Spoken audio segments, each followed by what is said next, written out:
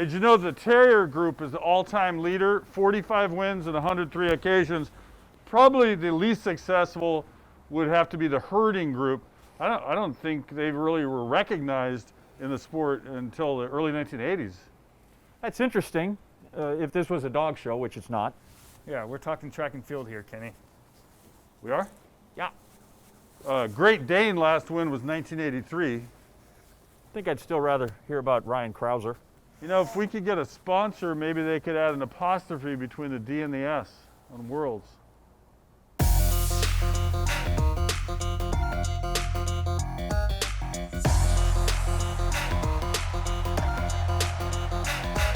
Guys, I actually knew more than I let on out there. Like, that was called acting. Got it. But why am I in a pretend man cave, and what is this show about? Because we're talking about track and field. Okay. American Track League, right? 3 great meets, another one to come. I mean, the dog can stay. Barry the dog, his owner, Devin Allen, who we know, right? Great track athlete. If you don't know, well, watch this, and then they'll know. Print. That was pretty good, right? Moving on. That was good. Great. No, Great. Did you roll? I'm Devin Allen. I'm a 110-meter hurdler, the United States of America.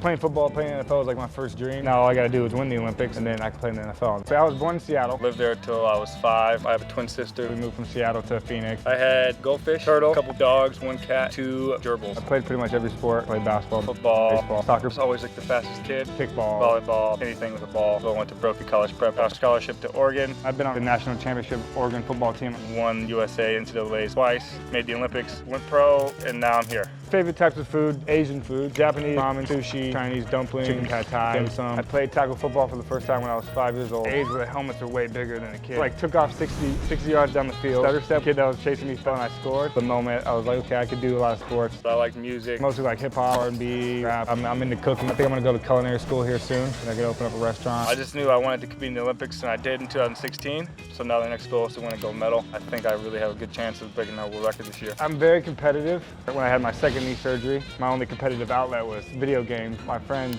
couldn't play with me anymore. I'll get so into it, I've become a monster. Still don't like to lose in anything, doesn't matter. But I didn't do any hurdling until high school. Coach was like, he'd be like the best in the nation in the hurdle. Next year, I broke the state record in the 110s, and I was like, I could do this thing. I get to travel the world and run for 13 seconds. If I go to a new place, I like to go around and like explore, go shopping, look cool restaurants. Well, I like to play poker, so I always find the casino, get my mind off of track and field for a while, hopefully win some money. But I like track and field because it's just you on the track and competing and training. There's no scapegoats. If I do what I need to do, I'm going to compete well. My club track coach from Arizona, his daughter was like, hey, you're pretty fast, you should run track. That's how I started. I just went out there the next year, and that's history.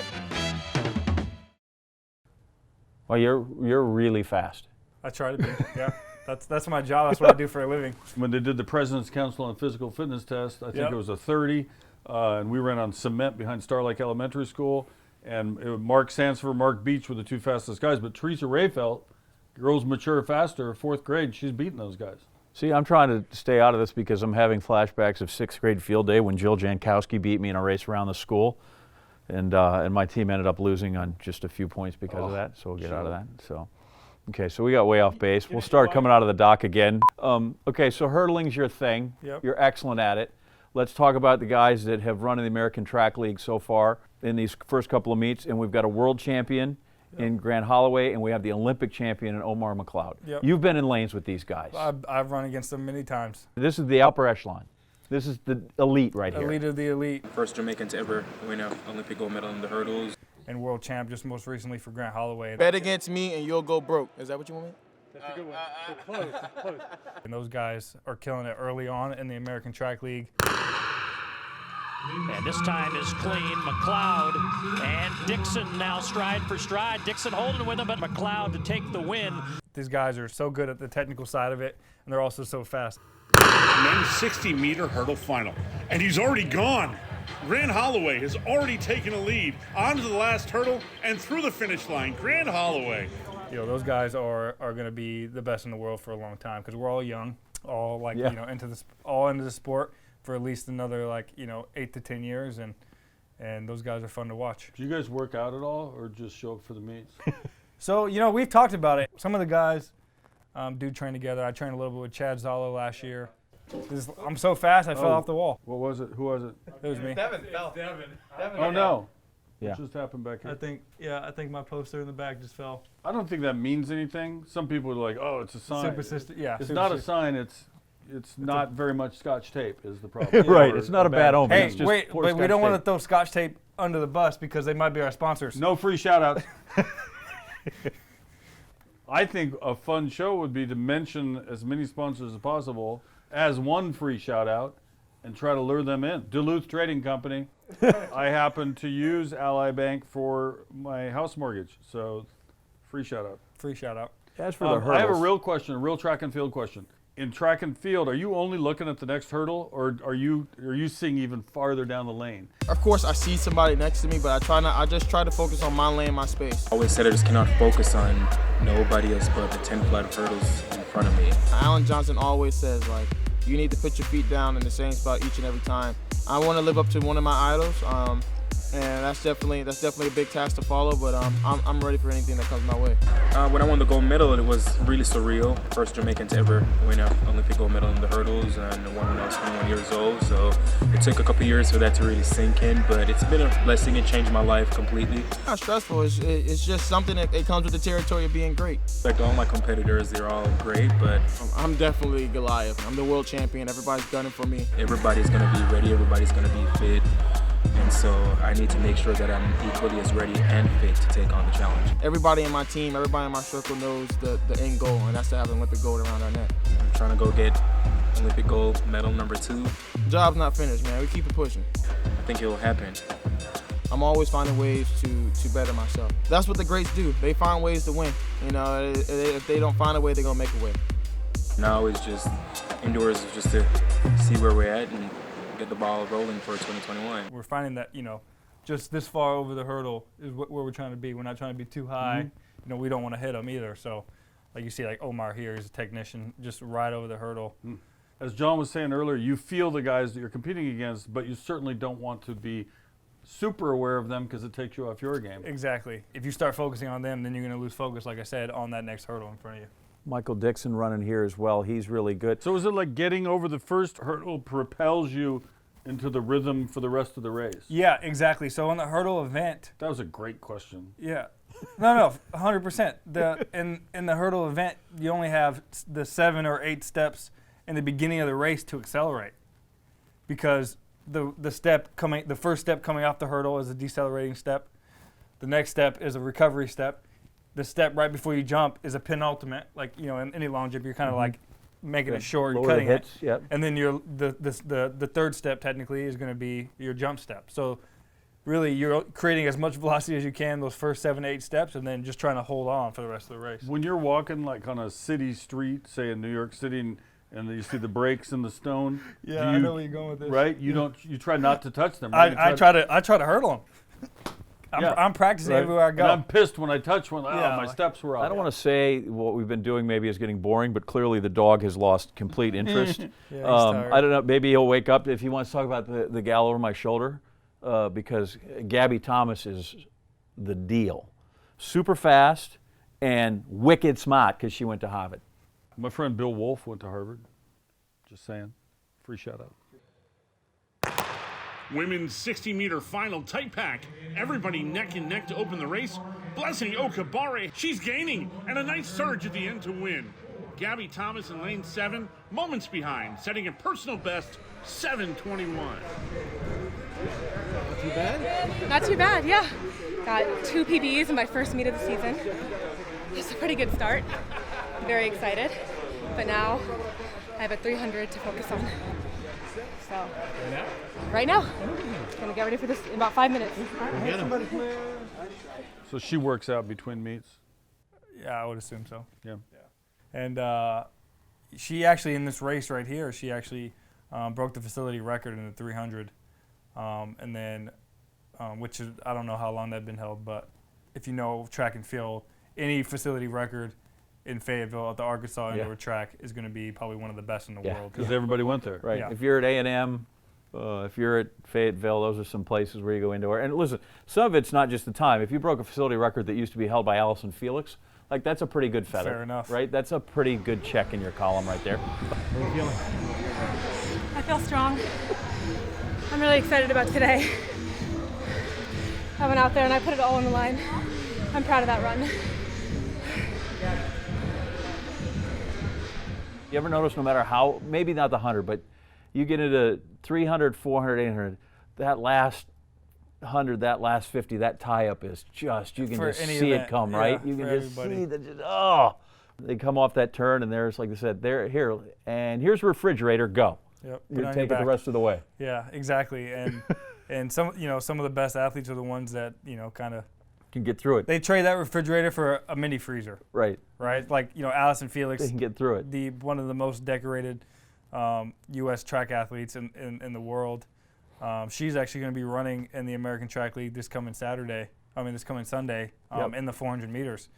And we're trying to see if we can get Gabby Thomas in there to race her, and a little showdown in Fayetteville. I am Gabby Thomas, and I'm a sprinter.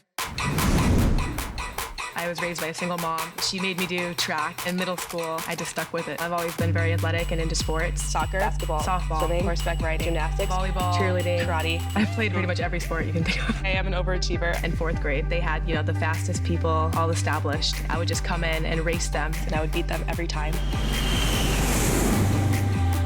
I study neurobiology with a secondary in global health and health policy. And I have a citation in French. Je parle français. When I was little, I moved around a lot. North Carolina, Valdosta, Georgia, Atlanta, Georgia. I have 4 brothers and sisters. I have a twin brother, Andrew, a little brother, Desi, a little brother, Tyler, and a little sister named Kimberly. At Harvard, I have the indoor 60-meter, 200-meter, and long jump records, outdoor 100, 200, 4x4, and 4x1 records. I never saw myself being a professional athlete, growing up. I've always wanted to be an actress and be a singer. To the left, everything you own in the box to the left.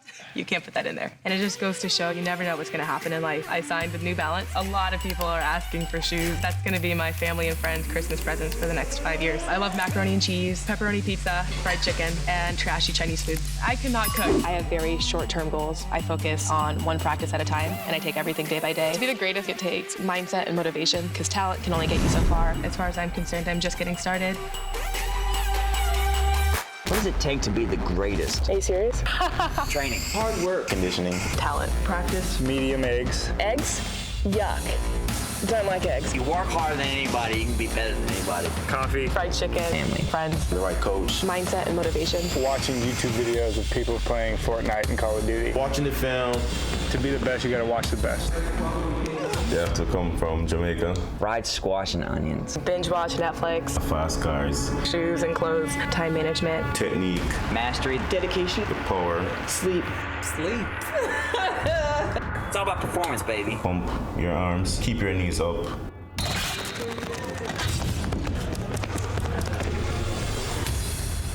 Just win. Devotion. A lot of sacrifice. Agility. Passion. Speed. Train, lift, run. You need to have the right people in place. A great team. You need to have a support system. Family. Friends. You need to have the right coach. To push and keep it moving. Develop your skills. Be excellent. I'm Ryan Krauser, 2016 Olympic champ and the shot put.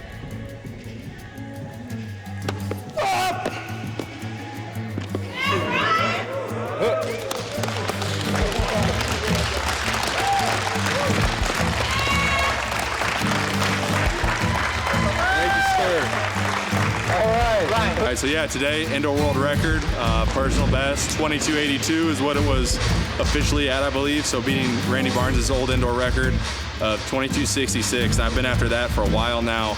I'm excited and a great start to 2021 after the rough year that a lot of these athletes have had. There we go. The hardest part about throwing the shot put is staying relaxed. Everyone thinks it's a big, strong event, but you're actually in there trying to be as relaxed and loose as possible. Kind of like a golf swing. If you're just hacking at it and trying to kill it, it's going to slice or go nowhere. And your best throws are the ones that you didn't try on. And that's the hardest thing, is you have a great throw and you think, oh, I didn't try on that. If I try a little bit harder, it's going to go farther, and it almost always goes less. Oh, I've thrown some weird stuff. Rotisserie chicken, a dozen eggs. I actually threw a cake with my face on it. So for me, training, I'm eating 5 meals of 1,000 calories. That's just to maintain my weight. And so I don't like eating per se. It's more of like a training aspect to me. I love fishing. It's one of my passions and probably my favorite hobby. Any type of fishing really. I'll do fly fishing, bass fishing, saltwater. I'm up for anything. So I got a little bass boat that I'll take out. Kind of use fishing as a way to get away from throwing. I don't even think about throwing usually when I'm out there. I'm just thinking about fishing. So it's a really nice break and just gives me the opportunity to kind of reset and hit a reset button for me and come back afterwards feeling recharged and like my mind is in the right place. My typical training day would look like I throw in the morning, pretty extended warm-up, just working on athleticism, and that lasts about 30 to 40 minutes, and then hour and a half to 2 hours of actually throwing time in the circle. And after that, get lunch, a little break, and then in the afternoon coming back for a lift around 3. And usually it's 2 hours, depending on what I'm doing. It's either a leg day or an upper body day. When I'm not fishing, I recently picked up fly tying. I've been tying flies on my downtime, especially in the winter when the fishing's not as good. The more you practice it and the more you focus, the better you get. After I'm done competing, I do have my master's in finance, so I'll probably end up putting that to use in some sort of way. Professional fisherman, yeah, that'd be the dream job. Going around fishing bass tournaments and getting paid to do it. Dreaming big and setting your goals high is huge for any athlete. As long as you believe in them and know you can do it, nothing can stop you. So he's not trying to hit anybody with that big yellow ball. He's just... Not on purpose. I mean, I'm sure it's happened. Heads up, George. Have you ever seen the game Hornussen in Switzerland? This reminds me of it. Except in that sport, they hit this thing called a hornet with something like a golf club. Yes, and then you got guys in the outfield with these big like cheese boards get to be out there and knock it down to keep it from going as far. I don't know. That would be funny. I think also dangerous because it's 16 pounds. So sure. What would happen if you tried to throw that just like a baseball, just completely ruin your shoulder? Yeah. So you can only do that once, and then you have to retire. You wouldn't do it again. He threw it almost 75 feet. That's ridiculous. That's like your starting line, and he hit the second hurdle. You know, he's 320 pounds, 6'7", throwing it that far, and could easily be an NFL left tackle. Why hasn't he been recruited in the NFL? Yeah, I mean, he's probably the greatest 6'7", 320-pound athlete in the world. So here's our boy. This is our boy Krause. This is essentially his first throw of the season, right? His first meet. He's out there. He's primed. He knows where the world record is. He's got a 16-pound ball, and he's going to throw it 74-10. That's pretty far. He looked upset right there too. Yeah, right? He was gunning for 75. So he's got to wait around to see. They got to get out a steel tape measure. We can't laser that thing. We got to get out steel. Steel tape. I just happen to have the steel tape in my bag. What a coincidence. But now he's sitting around waiting, and then they think it's that. Now we got to get the steel out. On Sunday, I believe he's getting ready to try to break his now world record that he holds at the same American Track League event, the fourth one of this series. But doesn't he try to do that every time? Right. I opened the season with a world record indoors, and I felt like I was close on the second meet, but just a little bit flat after the exciting first weekend. And so if I can combine the technical changes I made on week 2 with that feeling and energy that I had on week 1, I think we can see a really big throw here in the final meet of the indoor season. He's got like the top 8 throws of all time now. It's ridiculous is what he is. But yeah, I think I would try to throw it as far as I could every single time. That's the thing, but apparently right? you got to train. You know how you guys are, right? You got to train through this, and sometimes I taper off a little, and I got to peak and do all these other things, and we're not doing our heavy lifting, and we're only going to lift 400 pounds instead of 700 pounds. So we kind of taper it back, I guess. Does he eat the entire buffet, and you guys? He eats a ton. It's pretty absurd. I've been with him when he's eating, and he's just like, I'm so tired of it. I'm sure. Right, that's the work. That's like literally part of the job. 100%. You have to maintain the calorie intake for these So he'll have like a dozen egg omelet? Probably more than that. By the way, Kenny, if you look behind you, don't you think he looks good in the hat? Oh yeah, right there. Oh, See, for right? sure. Yeah, like he looks like Looks maybe like a country star. right. Looks like he could could be a probably country just singer. Yeah. take a steer and just Yeah, whip wrestle him it. down or put him over his shoulder and just walk away with it. I bet he eats those like in the Flintstones, those huge ribs. brontosaurus steaks, Oh, right? yeah, I mean, yeah. He's actually dating one of the best pole vaulters in the U.S. right now, Megan Clark, and they order the meal service plan that sends you food every day. Right. You just get in the box, open it up, and they farm order, to table. farm to table. And they order 4 of those, and Ryan eats 3 and Megan eats 1 of the meals for dinner. So Well, that's that's not just very how much nice. he eats. Seems kind of selfish. So did they meet like he threw the shot put so far it landed over by her pit or something, or was it a hospitality thing? Like how did it come together? It's hard to say. Internet. It could be the internet. You know, track relationships can start in many different ways. I met my girlfriend, who's an 800-meter runner in Australia, Morgan Mitchell, and I met her at the airport. She got the accent, the whole thing. Yep. Yeah, Straight you from surrendered on Melbourne. the spot, didn't you? Good day, mate. Yeah, you gave nothing. Let's So, FaceTime her right now. 2 flats. she's asleep. Where is she? She's in Australia. Yeah. Oh.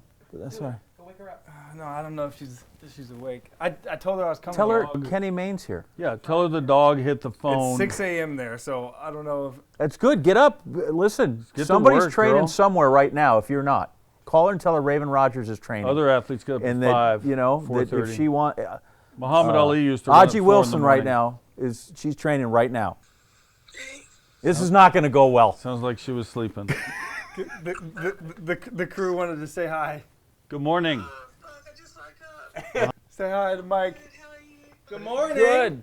Sorry, it was my terrible idea, but we're shooting and the necessity of making a great production required us to call you and wake you. What was your first meeting like when you met Devin in the airport? I didn't really tell the story. I just said we met in the airport. He was pretty low key about it. Well, I mean, we're trying to do a production. We're talking about Ryan Krauser here. Tell the true story. Did he walk up and say something stupid? He said hi and then sat down and played his Nintendo Switch. All right, I'm gonna let you go. All right, Hey, great job on the accent. Thank you. fake accents. I like her. She's good. She's a good one. No, she seems very chill, as the kids say. Oh, for sure.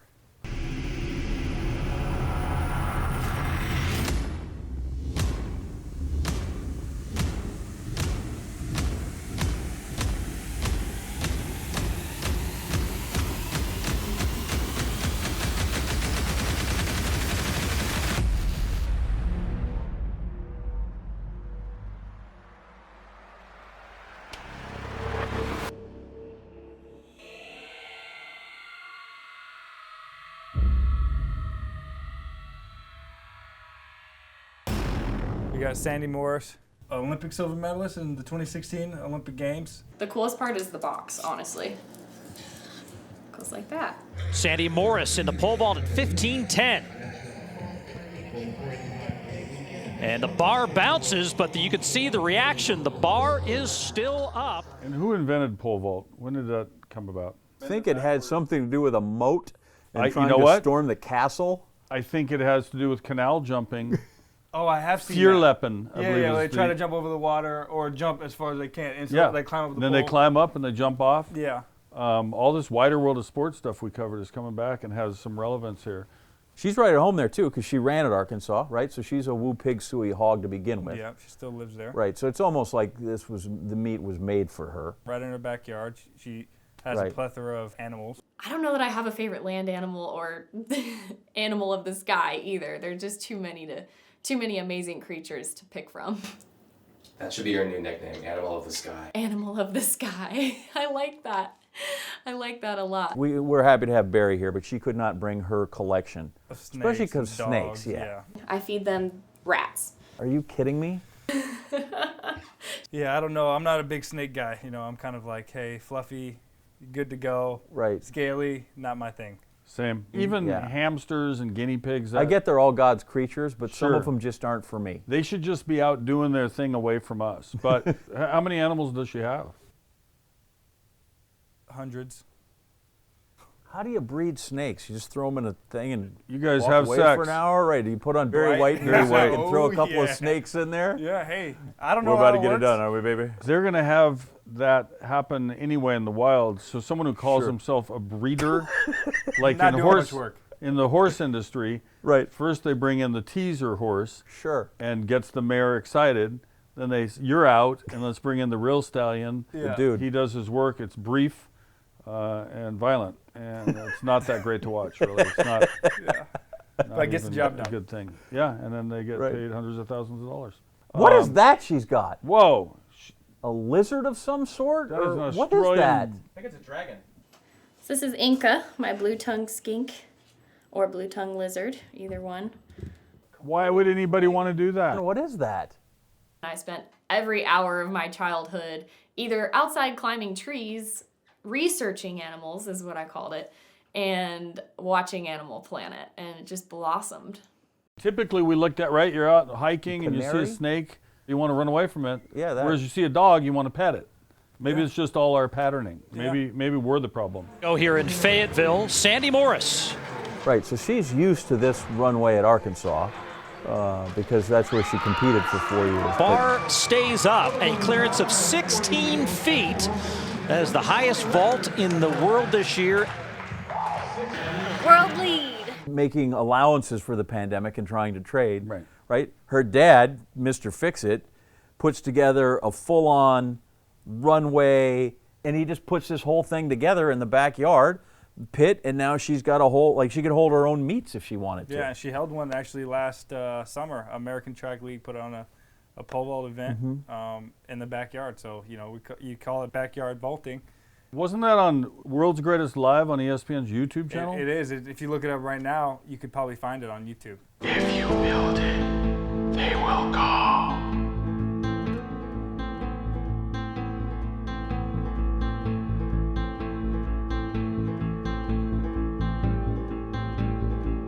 If you build a pole vault pit in your backyard, then all your friends can come and jump, and we'll stream it on ESPN's YouTube channel. And there's even going to be prize money. Oh, no way, that's so cool. She's actually going to do it. This might be off topic, but bringing up her dad building a pole vault pit. My dad constructed a wiffle ball field for us when I was a youth. Yeah. And we then stole a stop sign in a neighborhood that was being developed, and that became home plate. Yeah. I didn't. Matt McGillen stole it. I was complicit, probably. Shout out, Matt. And then we would also. He's in reform We school. took signage and made, like how the ballparks have the signage in the outfield. Yeah. So yeah, we had a pretty legitimate football Did field. you guys have any sponsors? 'Cause we're still looking for sponsors. Sponsors, come. We're the guys. Come over here. Put the money on the table. Get your name mentioned. Not until then. I once stared down a rat years ago. It got in and it was up on top of the curtain rod, and just goodness Just gracious. looking at you. So we called like the Acme pest company to come, and the guy had only set traps. He had never dealt with a live rat. Next thing you know, he's inside the place swinging a bat. I've wanted nothing to do with anything in that neighborhood. So outside of being a world-class pole vaulter, a snake charmer, and a violin player, she seems pretty normal.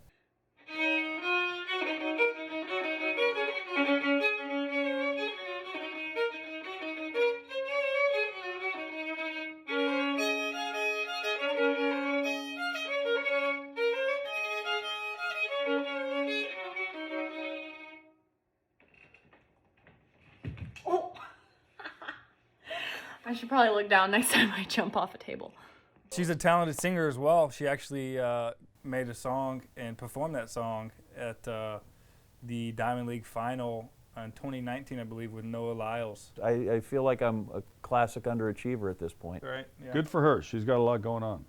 So Sandy, as we said, she's involved in the first three American Track League events. Commentator, competitor. We have a men's pole vault in the final event, which will be great. We get to see Sam Kendricks, right, which would be nice.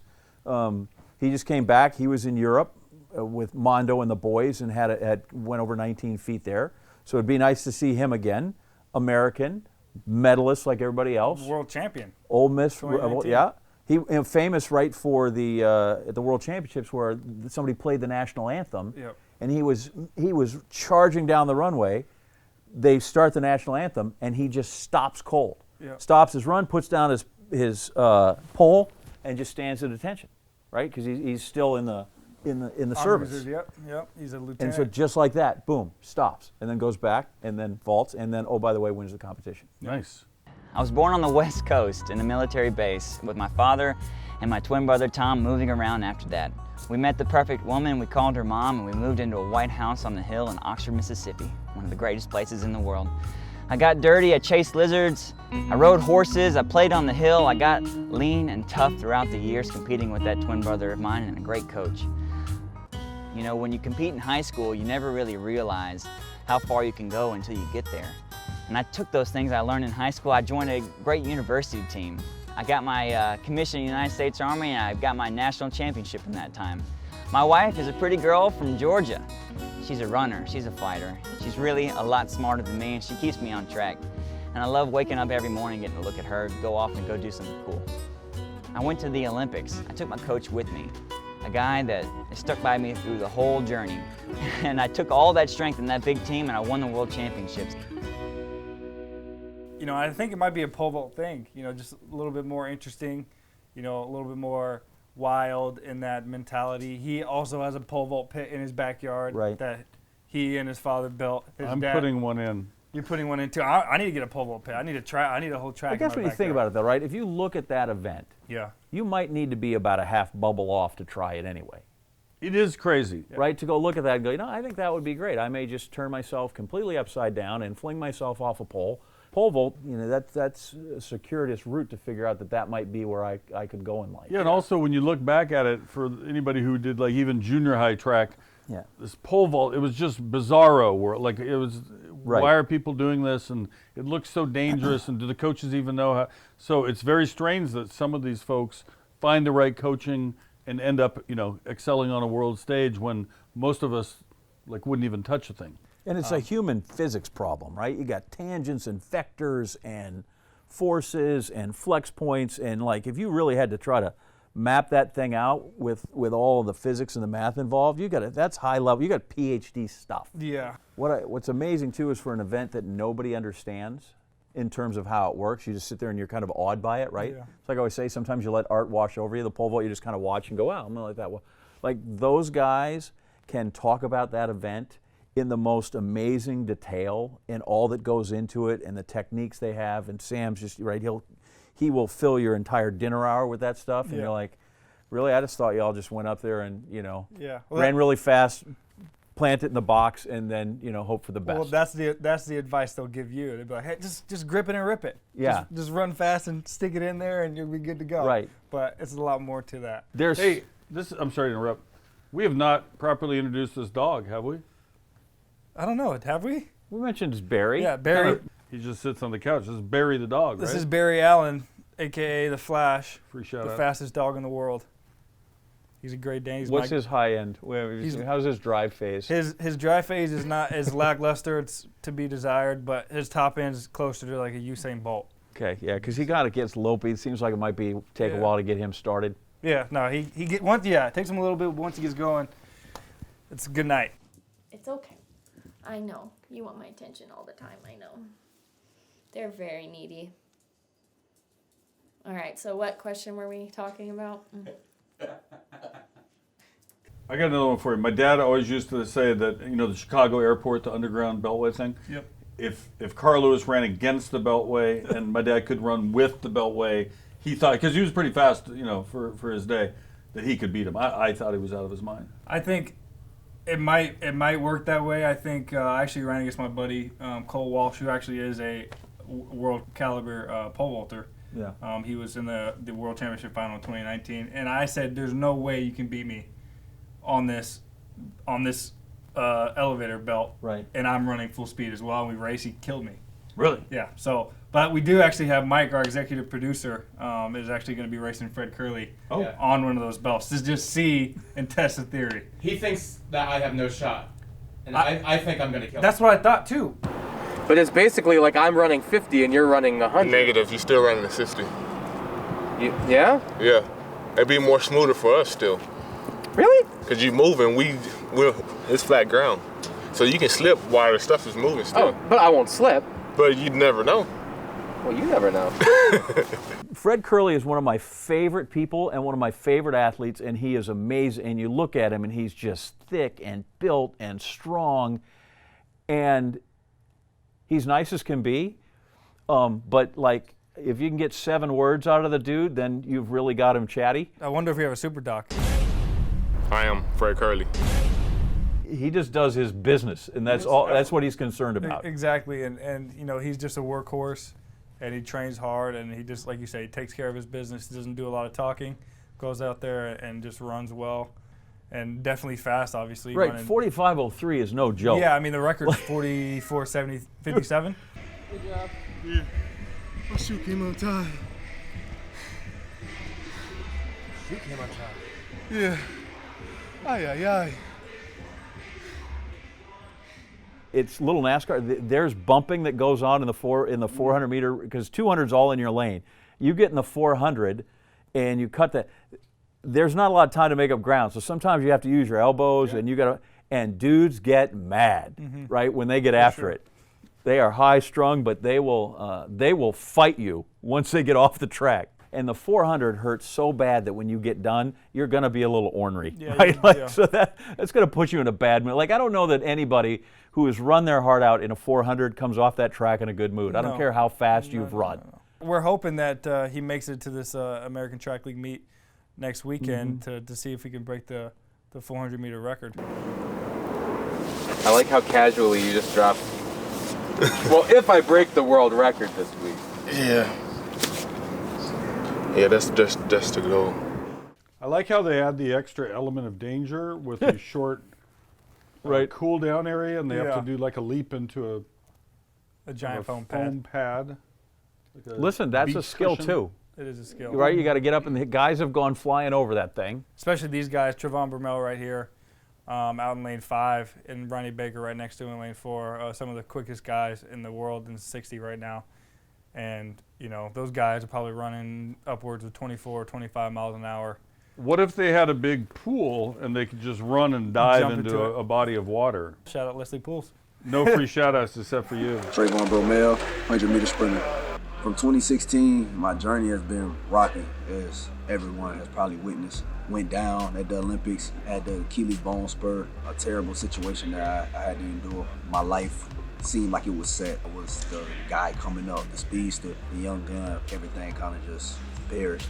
I went like 4 years just trying to find myself and figure out what was my purpose. I had a breaking point in 2018. Literally had a message written up to my agent that I was just gonna give up. I feel like my life in sport just wasn't there no more.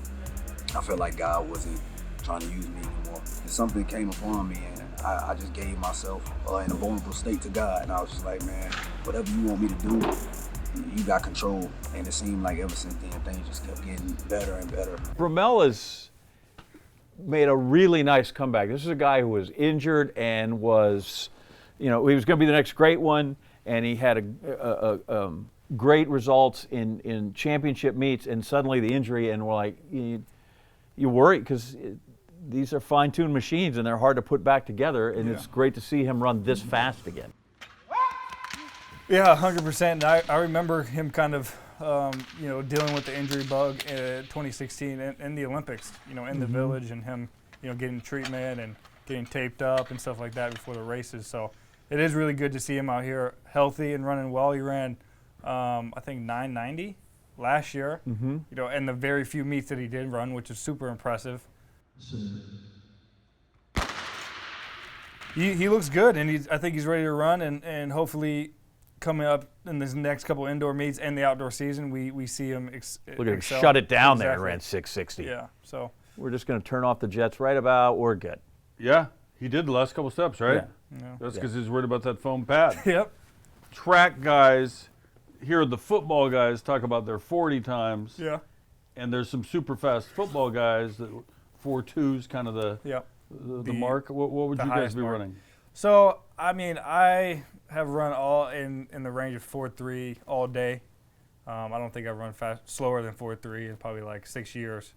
But some of these guys, we saw Christian Coleman like 2 years ago after the Olympics in 2017. He ran 4-1-2. 4-1-2. Yeah, they set it up. Yeah, they're electric 40 on the turf. They put him on the turf. Yeah. And did it like everybody ran 4-1-2. So and he's the elite. He's the world champ in 2019, and obviously that's going to be the top tier. And world record holder in the 60, right? Yeah. 6:34, I believe. Right. So, but guys like Trevon Brumell all day in the 4-1s, 4-2s. That's it.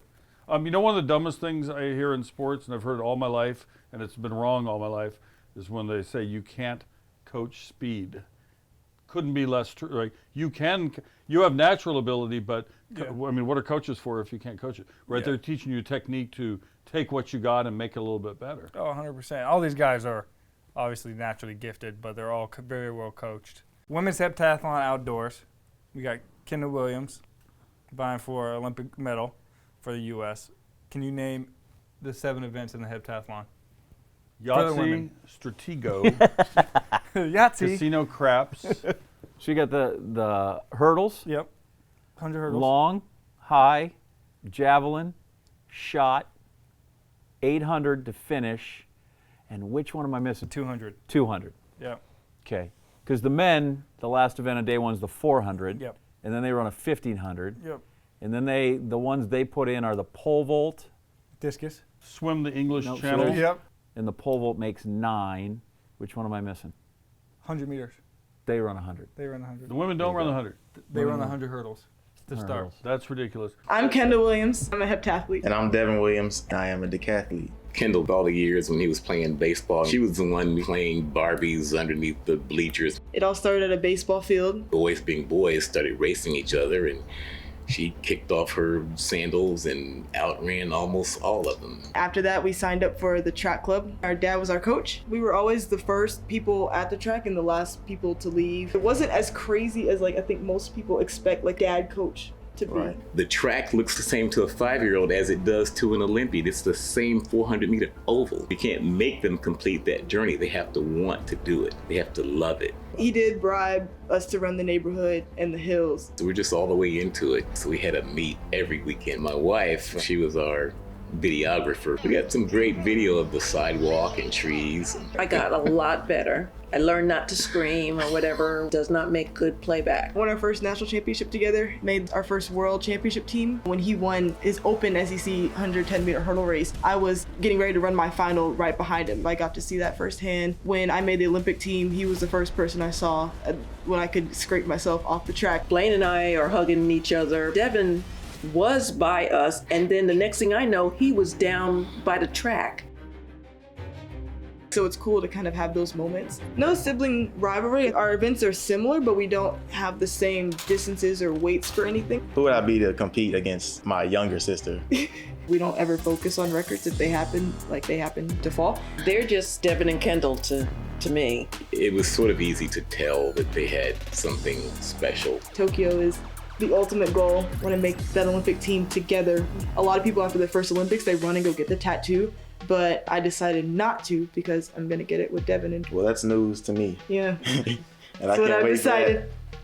That'll be good. I'm gonna hold you to that too. Yes. That was on film. I know. We have witnesses. I know. I'm afraid of getting tattoos, so it's also why I pushed it off. When did you get this? I got this right after the Olympics. After? Yeah. Okay. Not before you went. Not after the trials. It's bad luck. Is it? It's a superstition for all the athletes. To do what? If you get the Olympic rings, do it after. You do it after you compete, because in theory you could false start or not compete, and you never stuck competed. with his tattoo. Yeah. So I have one that it fools people. They go, "Are those the Olympic rings?" And I go, "No, I have an Audi." No free shout-outs. 7 events for the heptathlon for Kendall Williams. She actually long jump in the American Track League meet. Back at the Randall Tyson Track Center, week 2 of the American Track League. Hey, Kendall Williams takes the women's long jump competition, 2-time U.S. champion in the heptathlon, getting a lighter day's work, just one event, her best 21.8. Devin has a dog. I actually met a couple years ago when we did some of these promos for World's Greatest. Shout out World's Greatest. Would you want to bring the dog with you to a major track meet and just have him out in the field with you like your comfort dog? Never. Because it'd be like, oh my God, you're worried about him the whole time. Like No, yeah, I would be worried. Let's talk next ducks. on our program? Yeah, ducks. Hannah Cunliffe, Go right? Ducks. As long as we got you here, we'll Yeah. talk about everybody that ran in Eugene for sure, decade after decade, and they're always there and they always produce great athletes. Yeah, especially recently with the Oregon sprinters. Hannah's getting back into it, and as we know, she was 60-meter NCAA champ. I always had track to help me with my confidence, but then I just started trying to figure things out. Around 7th or 6th grade, I was trying to like fit in, and I really didn't understand why people who didn't know me didn't like me. Like, it used to make me cry, and I'd be like, they don't even know me. How could they say this about me? Joke around. You look good, you feel good, you perform good. When you lean at the finish line, it's got to be your torso or chest or something like that. But if it could be my eyelash, I might get a 20-inch one. One by a hair. She's with a new group with Raina Ryder and in Florida, along with like Trevon Brumell and Omar McLeod and those guys too. And a little stutter by Briscoe, and that has Cunliffe in the lead, but Briscoe's going to come back through and will take the win. And while she's doing this, her sister's over in the pole vault runway. Yep, her sister Chloe actually went pro out of high school. She was one of the best pole vaulters in the country. She went straight from high school to pro? Straight from high school to pro, so she skipped to college. Is that legal? It's rare. Not many people have done it. But it takes great confidence. 100%, yeah, and you have to have a good support system like we talked about earlier. She's actually training, I think, in Atlanta with a group of pole vaulters as well. So, just trying to make sure that she progresses well. And like we talked about a little bit earlier, especially with Hannah, there is a transition period. So, sometimes making that transition period at 18 so you're ready by 21 is sometimes better than going out of college at 22 and then trying to make that transition period. And the support groups go, right? You got your sister in the business. Yeah. And then at home you got brothers and sisters galore to help, push you along. Yeah, older brother that's plays basketball is trying to transition into the NBA as well. So, a whole family full of athletes. I'm Sandy Morris. I'm Devin Allen. I'm Asafa Pollard. I am Sam Kendrick. I'm Morgan Mitchell. I'm Kendall Williams. And I'm Devin Williams. I'm Shamir Little. Fred Curley. Grant Holloway. I'm Courtney Okolo. I'm Hannah Cunliffe. I'm Gabby Thomas. And we are the world's greatest.